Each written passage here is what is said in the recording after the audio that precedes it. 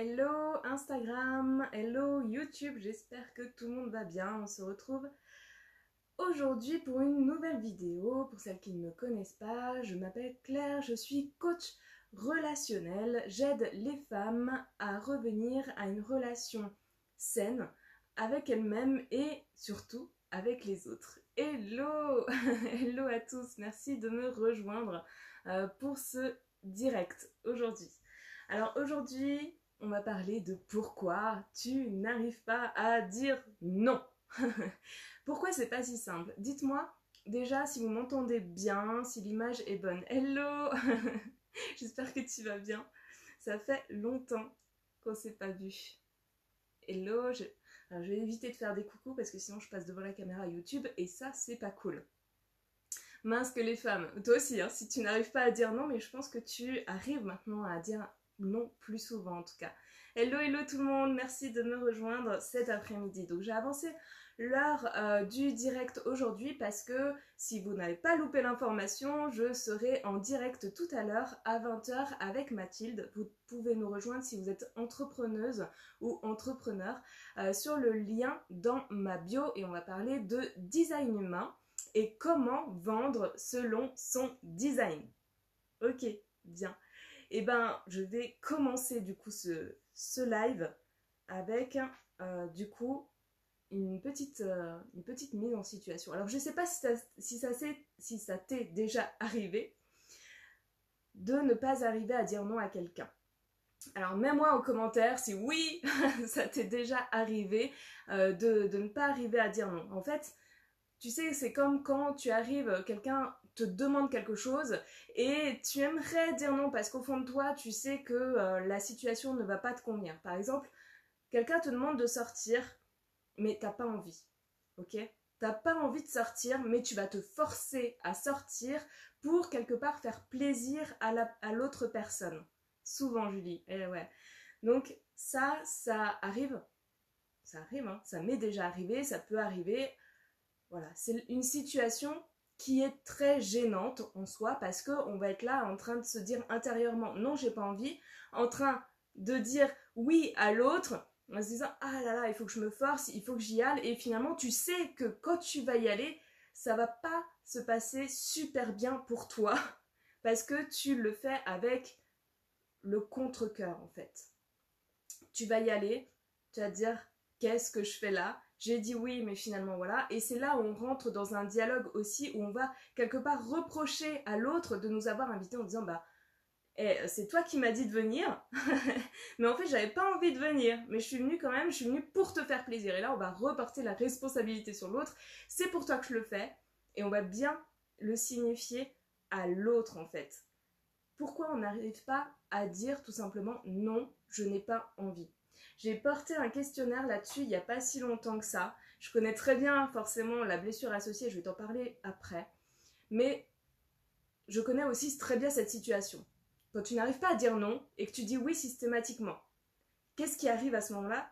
Bien souvent, on me répond « j'ai peur de décevoir l'autre personne ». En disant non, j'ai peur en fait que l'autre soit déçu. Comme pour le vaccin, j'ai dit non. Ah, ça, c'est encore... Je pense que c'est un autre sujet parce que là, tu as dit non pour ta propre... Tu prends tes responsabilités, en fait. Et tu dis non. Et tu vois, c'est ça qui est bien. C'est que toi-même, tu t'es remis dans ces responsabilités en sachant pertinemment que tu avais envie de dire non à ce moment-là. Et donc, tu t'es écouté. Donc, dire non, en fait, quand on dit non, on a peur de décevoir l'autre, bien souvent. C'est pour ça qu'on n'arrive pas à dire non. On a peur d'engendrer un sentiment chez l'autre de déception. Et là, je vais te le dire clairement, c'est-à-dire que demande-toi si tu acceptes toi-même d'être déçu quand l'autre te dit non. Parce que je suis sûre que dans le sens inverse, les autres ont plus facilement tendance à te dire non que toi tu vas dire non aux autres. Parce que en général, on a cette tendance à ne pas accepter les émotions négatives. Hello. Et vu qu'on n'accepte pas les émotions négatives, eh ben on ne veut pas les provoquer chez les autres, en fait. On ne veut pas qu'ils ressentent ça comme si nous-mêmes on allait ressentir cette émotion négative et que ça allait nous pourrir de l'intérieur. Et du coup, vu qu'on ne veut pas faire ça aux autres, eh ben on dit oui, au lieu de dire non. Alors qu'on veut terriblement dire non. Et qu'est-ce qui se passe aussi dans cette peur, finalement, de dire non? C'est la peur de perdre l'autre personne, en fait. On a peur qu'elle nous dise « Ah bah toi, tu dis tout le temps non » ou « On peut pas compter sur toi » et du coup, qu'elle se mette dans une sorte de colère et qu'elle nous en veuille. Alors qu'on est gentil. Alors que habituellement on dit tout le temps oui. Et bah, du fait qu'on va dire non, on a peur de se retrouver dans cette situation. Et c'est souvent le cas. C'est-à-dire que moi, on vient me voir en me disant « Oui, mais si je dis non, ça va faire drôle à certaines personnes. » Parce qu'on se soucie, en fait, de ce que vont ressentir les autres personnes. On se dit « Ils vont ressentir ça et j'ai pas envie qu'ils ressentent ça vis-à-vis de moi parce que je suis gentille. » Parce que d'habitude, je dis tout le temps « Oui. » Et là que je dis « non », eh ben, ça va faire drôle aux autres. Et si ça fait drôle aux autres, eh ben, ils risquent de me reprocher des choses. Il y a ce risque que les autres se séparent de nous si on dit non. Alors dis-moi si ça t'est déjà arrivé. Dis-moi si le raisonnement que je viens de te donner là, écris-moi en commentaire si oui ou non ça t'est déjà arrivé. Dis-moi si tu as un autre ressenti par rapport au fait de dire non. Est-ce que tu dis non facilement ou est-ce que quand tu dis non, il y a cette appréhension, tu sais que tu ressens bien au fond de toi où tu dis pourquoi pourquoi me laissez pas le choix en fait. Il y a des personnes comme ça qui partent du principe qu'elles sont comme ça en fait. Qu'elles disent amen à tout. Qu'elles vont dire oui, oui, oui et re-oui. Et que ça fait partie d'elles. Et là, je peux dire que les personnes qui sont comme ça, qui disent amen à tout, elles sont dans une blessure très profonde. Tellement ancrée que l'ego a pris pouvoir et que l'ego est en train de dire c'est moi qui décide. Et c'est très bien que l'autre dise oui et amen à tout. Comme ça, elle se protège. Et l'ego est super fort pour ça. Pour se dire ah ouais, génial, elle est en train de se protéger. J'ai eu longtemps du mal à dire non. Ah ouais. Oui, bien sûr, c'est complètement ça. Et oui, c'est ça. La difficulté, véritablement, réside dans ce que l'on ressent dans l'instant quand on est en train de dire non. Et en fait, il faut aller plus en profondeur. Je vous le dis tout le temps. Dans toutes mes vidéos, vous allez m'entendre dire allez plus en profondeur. Vous ne pouvez pas rester à la surface pour guérir vos blessures. Ce n'est pas possible. Vous ne pouvez pas vous dire aujourd'hui, bah tiens, je reste à la surface c'est je n'arrive pas à dire non, tout simplement, et j'ai peur. Ça, c'est de la surface. La profondeur, c'est de voir ce qui se cache derrière. C'est quelle peur, en fait, cela engendre chez moi. Mais aussi quel besoin. J'ai besoin de quoi? Et c'est là où je vais te parler de la blessure que j'associe à ça. J'associe la blessure d'humiliation au fait de ne pas savoir dire non. Pourquoi j'associe cette blessure au fait de ne pas savoir dire non? Parce qu'en fait, cette blessure d'humiliation, donc si je te reparle de cette blessure, c'est pour te dire que, évidemment, elle vient de l'enfance, hein, comme toutes les blessures de l'âme, de nos deux parents qui ont eu tendance à être humiliants avec nous. Donc quand je parle d'humiliation, ça va être tu te tâches par exemple, tu es en train de manger et t'en mets... Quand on est enfant, on a tendance, quand on mange du chocolat, à en mettre partout. Ou quand tu sors dehors, d'un seul coup, tu as des vêtements neufs, bah tu fais pas gaffe et tu tâches tes vêtements. Tu arrives vers ta mère et là ta mère elle te dit « Oh mon Dieu, mais t'es qu'une grosse cochonne !» C'est dégoûtant ce que tu viens de faire. Et elle dit ça devant tout le monde entend. Et toi, tu te sens honteuse. C'est ça l'humiliation. C'est de l'humiliation liée à l'enfance. Attention, nos parents n'ont pas fait exprès, encore une fois, de nous donner ces blessures-là. C'est bien évidemment qu'elles avaient aussi leurs blessures, nos mamans, et nos papas aussi, parce que nos papas ont cette tendance aussi à être parfois humiliants avec les enfants. Et ouais. Donc peut-être que tu peux te souvenir dans ton enfance quand est-ce que c'est déjà arrivé. Quoi qu'il en soit, si tu as cette blessure-là, ça montre que tu as été dans ces situations, que tu as été sans doute humiliée dans ton chemin de vie jusqu'à aujourd'hui et que tu t'es sentie petite. Parce qu'il y a ça surtout. Tu t'es sentie infantilisée. Tu t'es sentie petite et peut-être qu'aujourd'hui encore tu te sens petite. C'est pour ça d'ailleurs que tu n'arrives pas à dire non. Parce que si tu te sentais vraiment puissante à ce moment-là, tu pourrais dire non aux autres. Ça serait facile. Parce que tu prends cette puissance et tu dis bah non, j'ai pas envie mais peut-être une autre fois. Mais puisque tu te sens petite, tu n'as pas envie de décevoir comme si les autres étaient supérieurs à toi. Et là, on arrive dans l'humiliation, puisque on met quelqu'un d'autre supérieur à nous-mêmes. Bien souvent, on met les autres supérieurs à nous-mêmes. Et c'est pour ça qu'on a cette tendance à vouloir faire tout pour les autres quand on a cette blessure d'humiliation. C'est aussi lié à la blessure du rejet. Alors là, clairement, le fait de ne pas savoir dire non, ça va être de l'humiliation. Voilà, clairement. C'est l'humiliation. Le rejet, on va pouvoir dire non, on va feinter. On va rien dire. Le rejet, on va rien dire. On va attendre que l'autre se décide à dire non pour nous. C'est plus, tu vois, dans ce sens-là, où on va se dire, ah non, finalement, voilà, je fuis, et tu n'auras pas ta réponse, tu prends ça pour un oui, pour un non, mais voilà, c'est pas moi qui décide. Ça, c'est du rejet pur. L'humiliation, ça va être, voilà, je vais dire oui, je vais faire tout pour les autres, je vais en prendre trop sur mes épaules, je vais porter le monde sur mes épaules. C'est ça l'humiliation. On s'humilie soi-même quelque part, en prenant trop et en étant trop dans le faire. Je fais tout, je ne pense pas à moi, je m'oublie totalement. Je suis là dans une dévotion aux autres. Je me sens toujours petite envers mes parents. Et ouais, ça c'est quelque chose à travailler. Comme je l'ai dit dans mes mails récemment, c'est quelque chose que j'avais encore il y a quelques années. À chaque fois que j'allais chez mes parents, je me sentais petite. J'étais la petite fille et j'aime beaucoup parce que souvent on dit qu'on est toujours l'enfant de son parent. Et je pense qu'il faut casser un petit peu cette image parce que quand on est adulte, on a beau avoir été l'enfant pour un parent, l'enfant devient équivalent à nous. C'est un adulte. C'est un adulte responsable.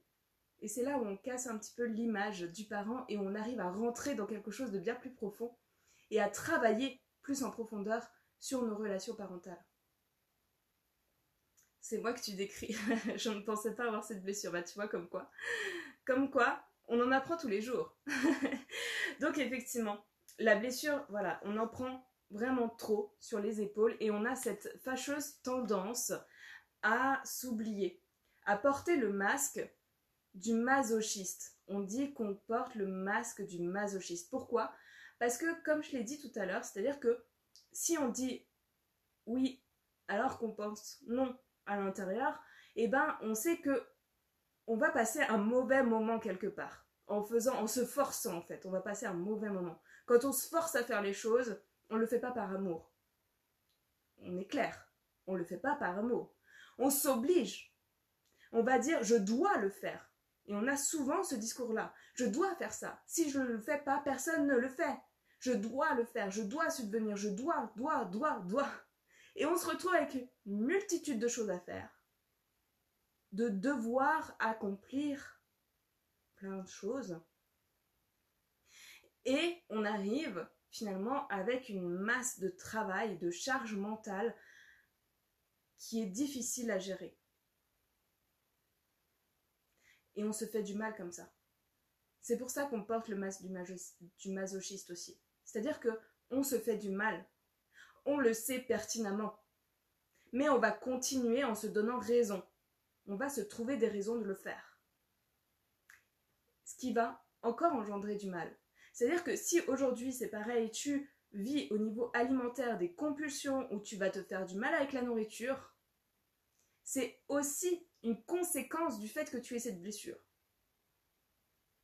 Si aujourd'hui tu n'aimes pas suffisamment ta vie et que tu te dis elle est pourrie, de toute façon c'est nul, voilà, et je me blesse, je me trouve grosse, je m'insulte, je mérite pas de vivre, dans le sens où je suis là sur Terre, je suis là, je fais tout pour les autres, mais je suis trop bête, plutôt trop conne, hein, parce qu'on utilise quand même des insultes. Je suis moche, je suis grosse, j'ai un gros ventre, je suis dégueulasse, parce que ça aussi je l'ai entendu dans mes clientes. Tout ça fait partie de la blessure d'humiliation dans le sens où on se fait du mal. Ok ? On a ce masque du masochiste, plus ou moins prononcé. Mais je te laisse voir, hein, c'est-à-dire que quand tu fais une erreur, qu'est-ce que tu dis ? Est-ce que tu dis « Ah, je suis trop conne » ou est-ce que tu dis « Ah, c'est pas grave » ? Et là, il y a quand même un rapport. Est-ce que tu fais les choses par le fait de devoir faire ?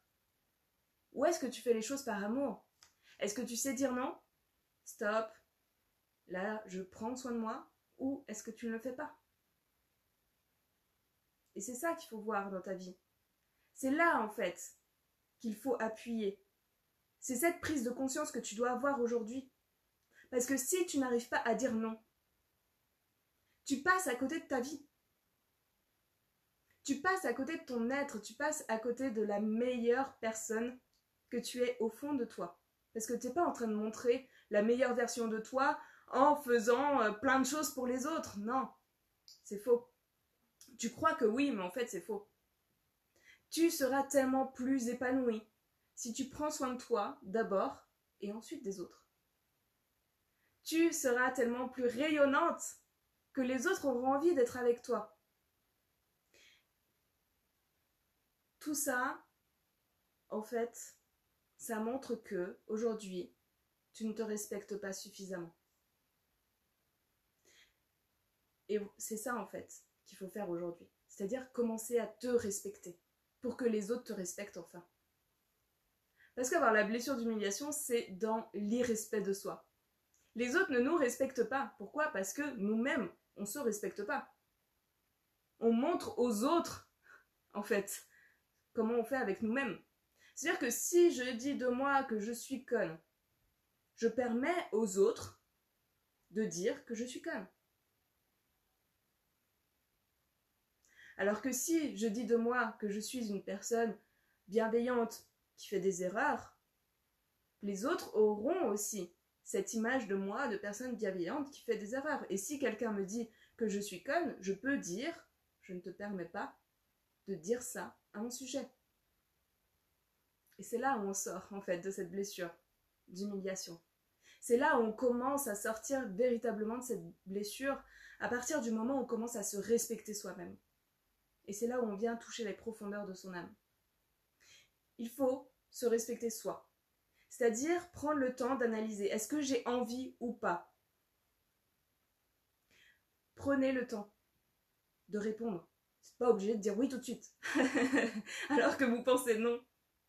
C'est ça, commencer à apprendre à dire non, c'est prendre le recul nécessaire et se dire ok, est-ce que oui ou non j'ai envie ? Je te répondrai plus tard. En fait. Je te dirai plus tard si j'ai envie de venir ou si je n'ai pas envie de venir. Ça te laisse du temps de réflexion, du temps d'introspection, du temps de savoir en fait, peut-être aussi parce que tu sais déjà que tu as envie de dire non, le temps de savoir comment tu vas dire non. Ou le temps de savoir tout simplement si tu as envie ou pas. C'est ça qu'il faut faire. La première chose à faire, c'est se laisser du temps. C'est commencer à se respecter en se laissant du temps. Et je sais qu'avec la blessure d'humiliation, on n'a jamais le temps. On n'a jamais le temps, on fait plein de choses, voilà, on fait plein de choses pour les autres, on a un planning ultra chargé, il n'y a plus de place, on n'a pas de temps pour soi. Alors là, le temps pour soi, on aimerait bien l'avoir, mais on ne l'a pas. C'est ça qui se passe. J'aimerais bien, mais je crée aussi des auto-sabotages qui font que je n'aurai pas le temps. Pourquoi je crée ces auto-sabotages? Parce que mon ego me protège. Me protège du fait que si je ne suis pas au service des autres, je vais décevoir, donc je vais engendrer une émotion négative chez les autres que je n'ai pas envie de recevoir. Et en plus, je risque de perdre des gens que j'apprécie.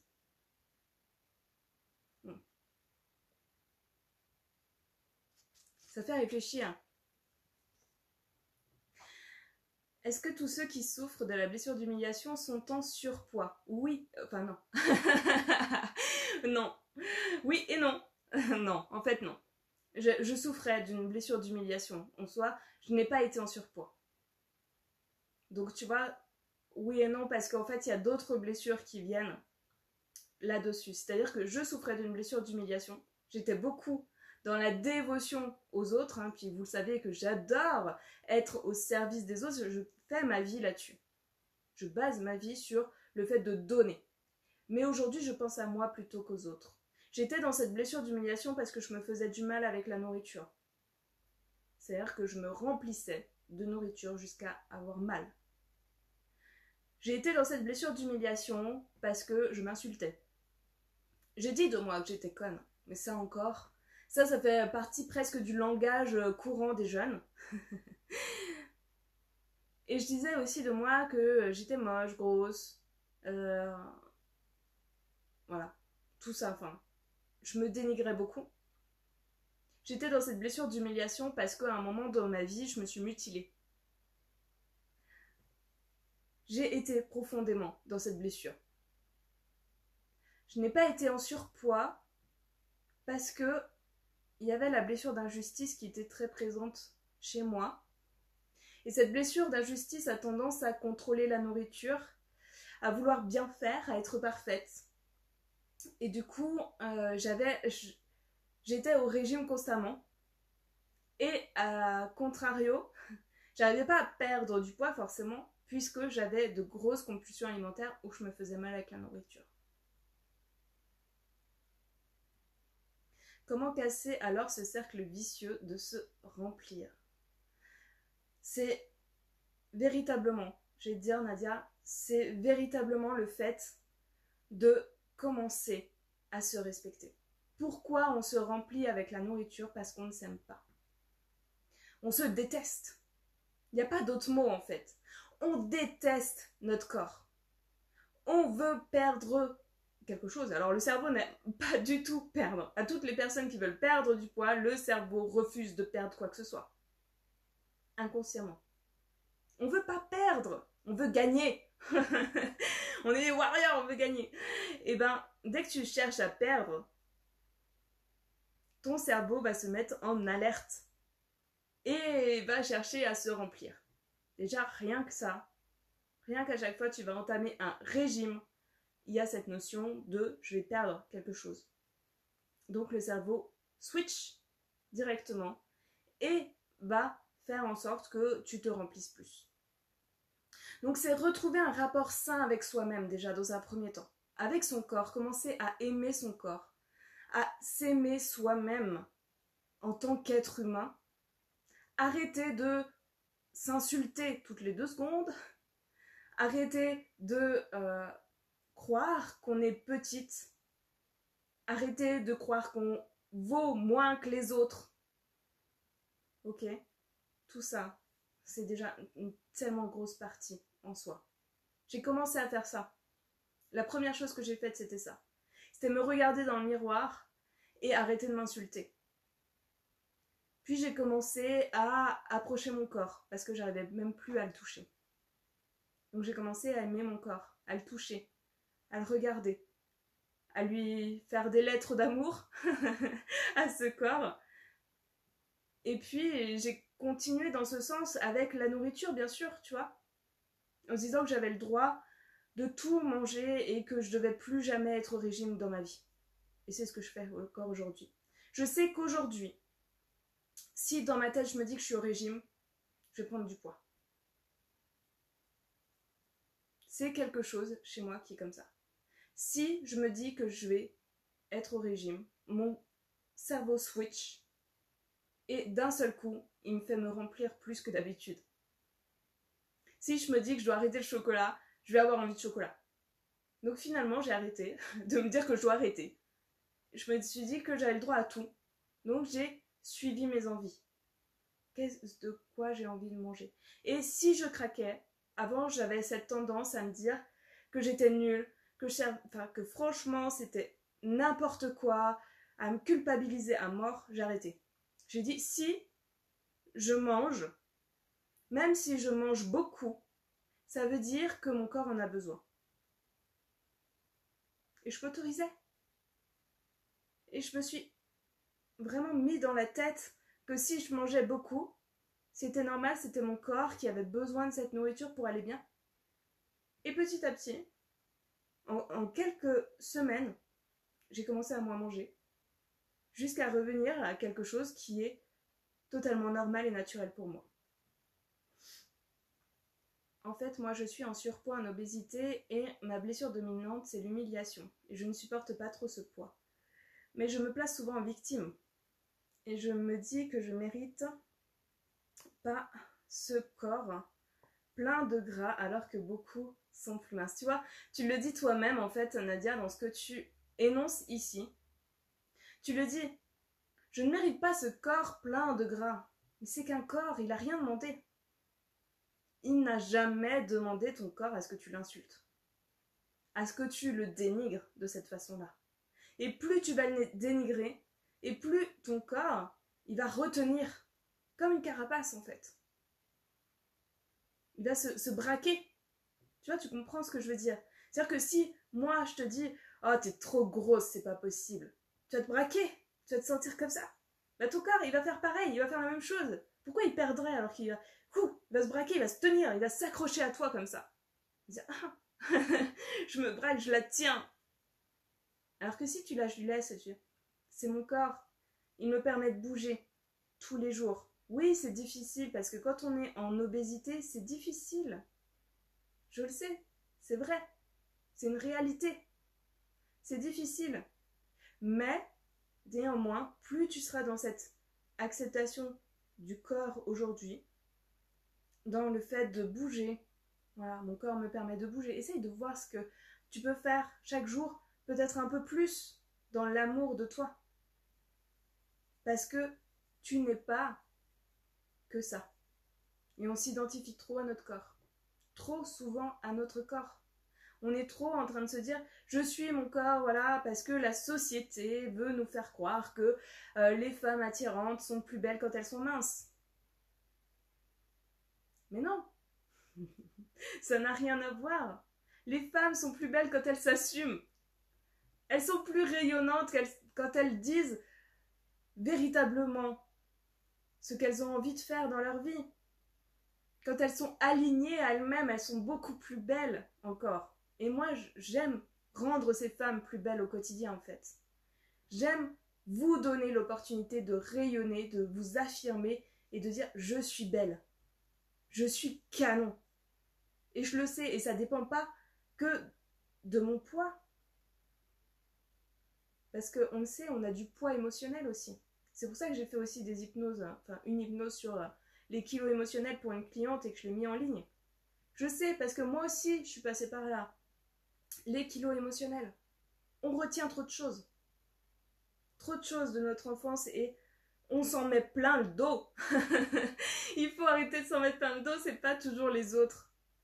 C'est soi-même. Il faut commencer par ça. Reprendre sa responsabilité. Ça n'est jamais les autres. C'est toujours soi.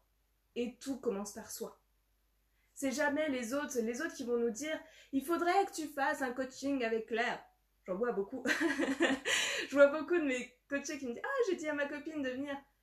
Oui, c'est cool. Je suis contente qu'elle le dise, bien sûr. Mais je sais que le pas ne se fera que si la personne a décidé de le faire.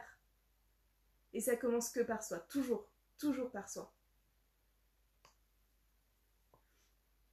On peut trouver la séance d'hypnose que tu as mis en ligne. Où peut-on trouver? Ah pardon, sur mon site internet lesblessuresdelame.com. Voilà, la séance est là-bas. Donc je t'invite, voilà, si tu veux la faire. Je vais la refaire et pour toutes les personnes aussi qui auront téléchargé cette hypnose, quand je l'ai refait comme ça, parce qu'on m'a demandé des améliorations sur cette hypnose encore, et ben vous aurez la deuxième version gratuite. Donc ça c'est plutôt pas mal aussi. Parce que j'aime donner aussi et je trouve ça bien voilà, quand on me fait de retour pour améliorer les choses du coup. Y a-t-il des questions sur cette blessure d'humiliation, sur le fait de ne pas savoir dire non? Dites-moi tout. Je suis à votre écoute.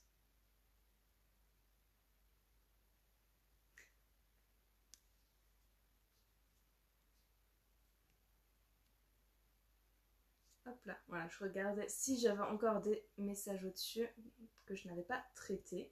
Hop, voilà. Donc si vous avez des questions, n'hésitez pas encore. Je reste quelques minutes encore avec vous sur la blessure d'humiliation.